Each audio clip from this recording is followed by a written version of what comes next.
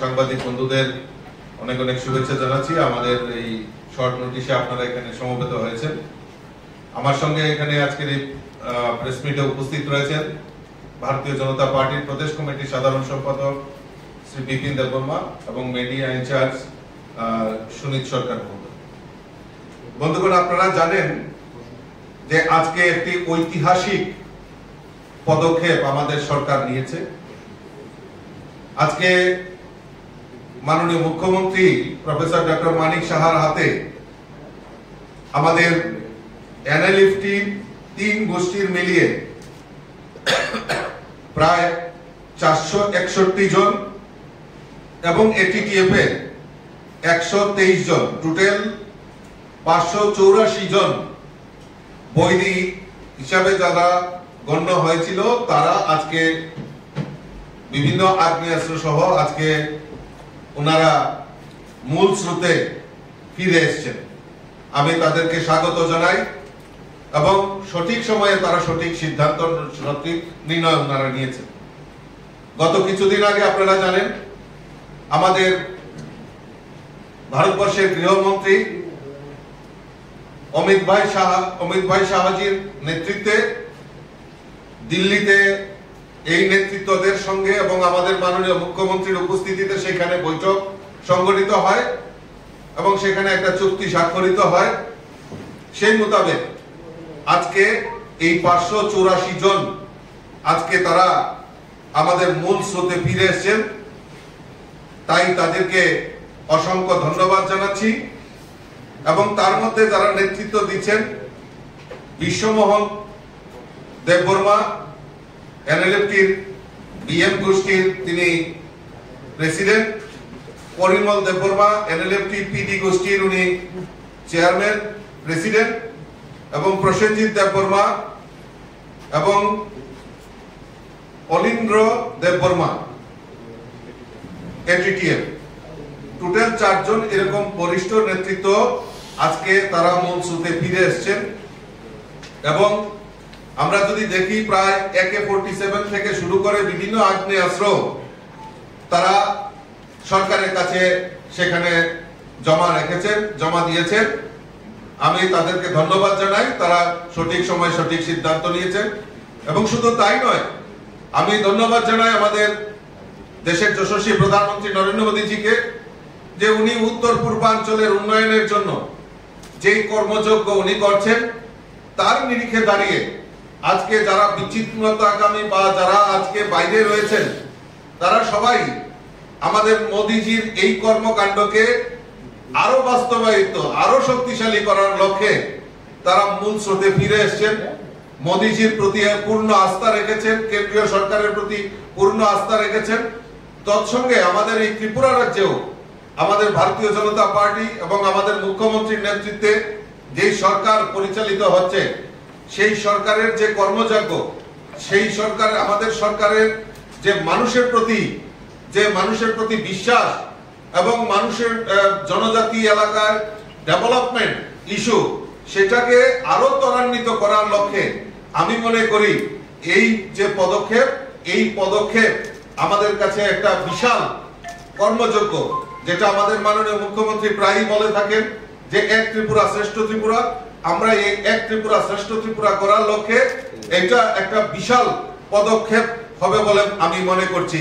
তাই আবারও আপনাদের মাধ্যমে আমি আমাদের দেশের যশস্বী প্রধানমন্ত্রী নরেন্দ্র মোদীজি, আমাদের গৃহমন্ত্রী অমিত ভাই শাহজি, আমাদের রাষ্ট্রীয় সভাপতি জেপি নাড্ডাজি এবং আমাদের রাজ্যের মাননীয় মুখ্যমন্ত্রী প্রফেসর ডক্টর মানিক সাহা মহোদয়কে ধন্যবাদ জানাচ্ছি এমন শুভ উদ্যোগ গ্রহণ করার জন্য। এবং যারা আমাদের আজকে এই মূল স্রোতে ফিরে এসেছেন প্রত্যেককে আন্তরিকভাবে অভিনন্দন এবং শুভেচ্ছা জানাচ্ছি পার্টির তরফ থেকে।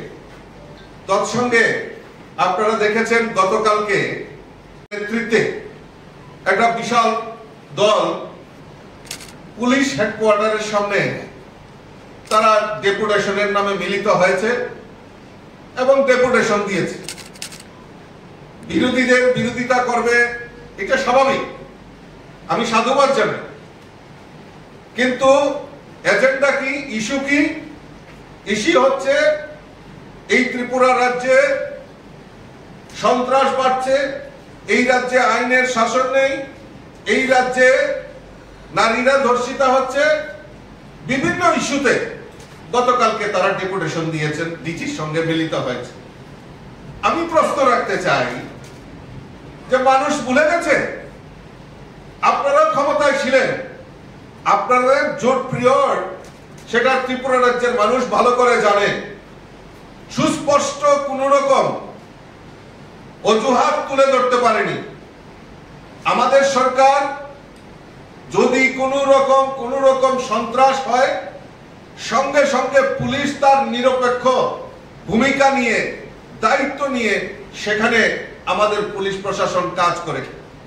সম্প্রতি কয়েকজন সাংবাদিক বন্ধুরা আক্রান্ত হয়েছিলেন, আর সেই সময় মাননীয় মুখ্যমন্ত্রী স্পষ্ট ভাষায় বক্তব্য রেখেছিলেন যে যারা দোষী তাদেরকে কাউকে রেহাই করা হবে না। তৎক্ষণাৎ তাদেরকে পুলিশ অ্যারেস্ট করেছে এবং এখন বর্তমানে তারা জেল কাস্টডিতে রয়েছে। আপনারা জানেন যে শহরে আমাদের বরজলা এলাকায় একটা খুন হয়েছিল, একটা যুবক খুন হয়েছিল, কাউকে রেহাই করা হয়নি, কোনো প্রশ্রয় দেওয়া হয়নি, কোনো মদত দেওয়া হয়নি। এর সঙ্গে এই খুনের যে মেইন মাস্টারমাইন্ড তাকেও পুলিশ অ্যারেস্ট করেছে এবং যেখানে যেখানে ঘটনা ঘটছে সেই সমস্ত জায়গায় দোষীরা যাতে শাস্তি পায় তার জন্য আমাদের সরকার, আমাদের পুলিশ সেই ব্যবস্থা নিচ্ছে, সে যেই হোক না কেন। সেই জায়গায় সুস্পষ্ট কংগ্রেসীরা যারা গতকালকে ডেপুটেশন দিয়েছে, সুস্পষ্ট যে আমাদের যে এই রাজ্যে যদি অপরাধ হয়ে থাকে তাহলে অপরাধের সুষ্ঠু বিচারের জন্য তারা বলতে পারে, কিন্তু মানুষকে বিভ্রান্ত করে এই ত্রিপুরা রাজ্যকে মানুষের কাছে ভুল বার্তা দিয়ে শাসক দলকে অর্থাৎ বিজেপিকে হেয় প্রতিপন্ন করার যে প্রয়াস করছে তা সেটা এই ত্রিপুরা রাজ্যের মানুষ মেনে নেবে না। কারণ ত্রিপুরা রাজ্যের মানুষ জানে জুট পিরিয়ডের ঘটনা মানুষ ভুলে যায়নি।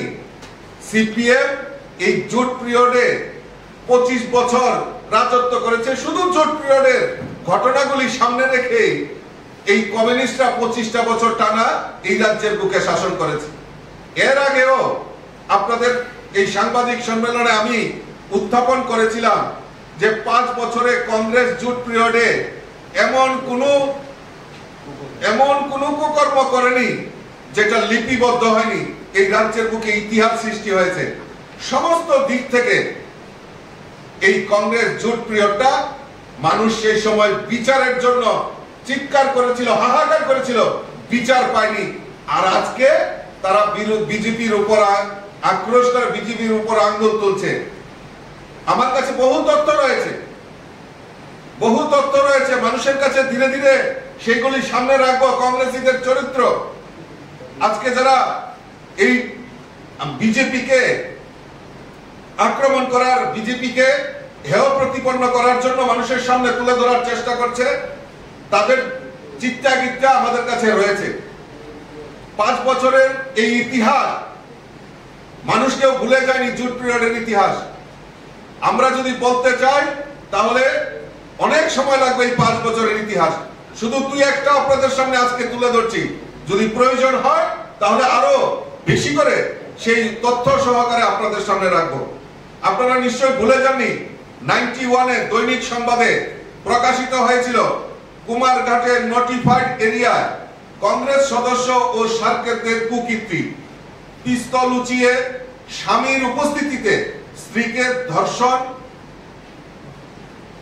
এবং প্রহার করে কুমারঘাট নোটিফাইড এলাকাতে। আমরা ভুলে গেছি সেই দিনগুলি। আজকে কলেজ লেকে কাকলি আজ পর্যন্ত বিচার হয়নি, সেগুলি রাজ্যের মানুষ জানতে চায়। আজকে কংগ্রেসীদের কাছে প্রশ্ন রাখতে চাই যে পাঠ্যপুস্তকের দাবিতে আন্দোলন কলঙ্কজনক পরিণতি হয়েছে। উদয়পুরে ছাত্রদের উপর পুলিশি গুলি চালনা, আহত 3 জন, আশঙ্কাজনক অবস্থায় 2 জন, সারা রাজ্যে শিক্ষা প্রতিষ্ঠান বন্ধের ঘোষণা। এইভাবে আমাদের কথা নয়, 91-এ দৈনিক সংবাদে প্রকাশিত হয়েছে। মানুষ বিচার পায়নি, আন্দোলন করেও রেহাই পায়নি। আপনারা সবাই জানেন 92-তে এই রাজ্যে জয়েন্ট এন্ট্রান্স ফল এবং মেডিকেল ইঞ্জিনিয়ারিং ভর্তির কারচুপি তদন্তের পর গুয়াহাটি হাইকোর্টের ঐতিহাসিক রায়। আমরা ভুলে যাইনি সেই জোট পিরিয়ডের কথা, ওনারা হয়তো ভুলে গেছেন, আমরা ভুলে যাইনি, রাজ্যের মানুষ ভুলে যায়নি। আজকে বন্যা পরিস্থিতি নিয়ে বড় বড় কথা বলছেন। আমাদের সরকার এই বন্যা পরিস্থিতি মোকাবেলার জন্য সমস্ত রাজনৈতিক দলের সর্বদলীয় বৈঠক আমাদের মাননীয় মুখ্যমন্ত্রী করেছেন, পৌরোহিত্য করেছেন, এবং সমস্ত তাদের যে সাজেশন এবং প্রত্যেক পলিটিক্যাল পার্টি যে সাজেশন দিয়েছে সেই মোতাবেক তাকে মান্যতা দিয়ে মাননীয় মুখ্যমন্ত্রী পৌরোহিত্যে মিটিং হয় এবং সেখানে সুনির্দিষ্ট মতামত সেখানে দেওয়া হয় এবং মতামতের ভিত্তিতে আমাদের সরকার এই বন্যা পরিস্থিতি মোকাবেলার জন্য আমাদের সরকার যথেষ্ট ভাবে মানুষের পাশে দাঁড়িয়ে মানুষের সেবার জন্য কাজ করছেন। 584 কোটি টাকা বিভিন্ন এই বন্যা মোকাবেলার জন্য বিভিন্ন ডিপার্টমেন্ট, এগ্রিকালচার বলুন, ইলেকট্রিক বলুন, পিডব্লিউডি বলুন, ওয়াটার রিসোর্স বলুন, ডিডব্লিউএস বলুন, প্রত্যেকের ডিপার্টমেন্টের জন্য আলাদা আলাদা বরাদ্দ আমাদের মাননীয় মুখ্যমন্ত্রী করছেন। এবং বিভিন্ন জায়গায় যাতে মানুষ এই বন্যায় ক্ষতিগ্রস্ত মানুষের পাশে দাঁড়িয়ে সরকার যেভাবে সহযোগিতার হাত বাড়িয়ে দিচ্ছে সেটা অকল্পনীয়। আপ্রাণ চেষ্টা করছেন।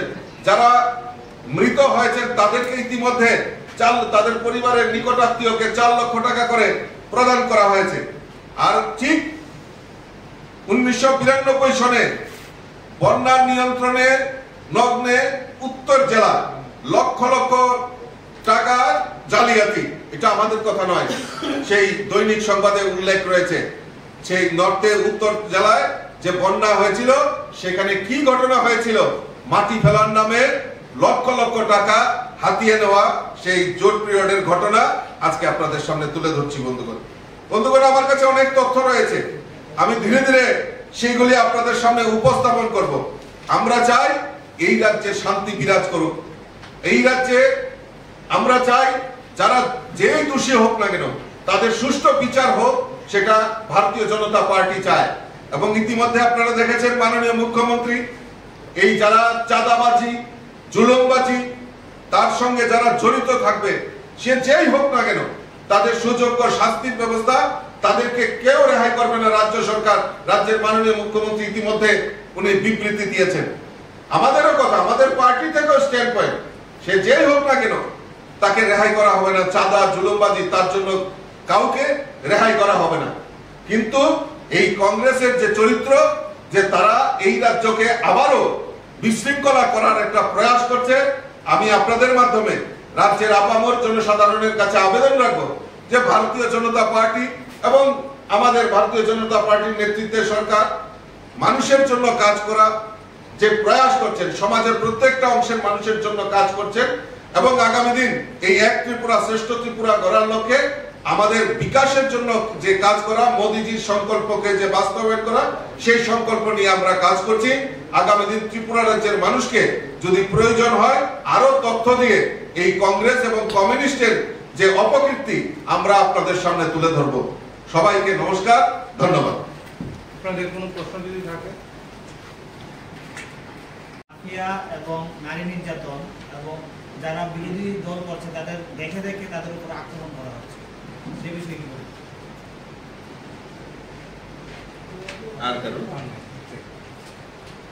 দেখুন, আমি তো বলছি যে সুস্পষ্ট আমাদের অভিযোগ করতেই পারে, কিন্তু অভিযোগটা যদি ভিত্তিহীন হয় সেটা কোনোদিনও শোভা পায় না। আমি তো বলছি সুস্পষ্ট তথ্য আমাদের সামনে তুলে ধরুন যে কোন সময় আপনার কেস রেজিস্টার হয়নি বা আইনের বিচার পায়নি, সেটা আপনারা সুস্পষ্ট তুলে ধরুন। আমরা নিশ্চয়ই, আমি দায়িত্ব নিয়ে বলছি, আমি সেটা মাননীয় মুখ্যমন্ত্রীর সঙ্গে কথা গোচরে আনবো এবং তার সুযোগ্য শাস্তি ব্যবস্থা করব। ইতিমধ্যে সাংবাদিকরা আক্রান্ত হয়েছে, আপনাদের কলিগরাই আক্রান্ত হয়েছেন, বলুন আপনারা বিচার পেয়েছেন কিনা, এবং পার্টি এই জায়গাতে কোনো ইনভলভমেন্ট আছে কিনা, বা পার্টি তাদেরকে কোন রকম সহযোগিতা করেছে কিনা আপনারা জিজ্ঞেস করুন। কারণ আমরা চাই যে যারাই অপরাধী হোক, যেই হোক, তাদের যাতে সুযোগ্য শাস্তি হয়। বিভিন্ন জায়গায় অভিযোগ উঠছে জাল পিআরটিসি বের করে বিহার ইউপি থেকে প্রচুর বেকার যুবক আছে ত্রিপুরাতে, এবং রাজ্যের ছেলে চাকরি পাচ্ছে না, বাইরের বহির্রাজ্যের ভুয়া পিআরটিসি দিয়ে চাকরি পেয়েছে, এবং বিভিন্ন জায়গায় অভিযোগ পাওয়া যাচ্ছে। দেখুন, আপনাদের মাধ্যমে তা আমি আমার গোচরে এসছে, নিশ্চয়ই ব্যাপারটা নিয়ে আমি কথা বলবো, এবং যদি জাল পিআরটিসি নিয়ে যদি কেউ পরীক্ষা দিতে চায়, নিশ্চয়ই তাদেরকে কাউকে এটা অ্যালাউ করা হবে না, কারণ এখানে নিশ্চয়ই কোনো একটা সিস্টেম রয়েছে, সেই সিস্টেমেই তারা পাস করতে হবে। সবাইকে ধন্যবাদ। Thank you.